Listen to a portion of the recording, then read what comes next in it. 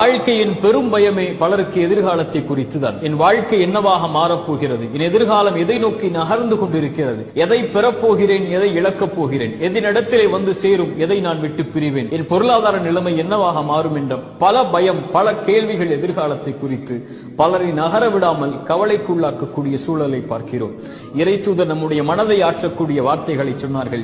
எந்த ஒரு ஆத்மாவும் இந்த உலகத்திலிருந்து மரணித்து விடாது, அதனுடைய வாழ்வாதாரத்தை முழுமையாக்காமல். எனக்கும் உங்களுக்கும் எழுதப்பட்ட கடைசி சொட்டு தண்ணீரை நானும் நீங்களும் அருந்தாமல் இந்த உலகத்தில் இருந்து பிரிந்து விட மாட்டோம். நமக்காக எழுதப்பட்டதை நாம் அடைந்தே தீர்வோம். நம்மிடத்திலிருந்து யாரும் பறித்து விட முடியாது. இறைவனால் முடிவு செய்யப்பட்ட பாதையில் ஏன் பயம் நகர்வதற்கு, ஏன் கவலை? நடப்பவை நடந்தே தீரும். இறைவன் இதை துவங்கும் போது நம்மோடு தான் இருந்தான், முடியும் வரை நம்மோடு தான் இருப்பான். நடப்பவை, அமைக்கப்பட்டவை நம்முடைய பாதையில் நலவாகவே அமைக்கப்பட்டிருக்கிறது என்ற நம்பிக்கையில் முன்னேறுங்கள்.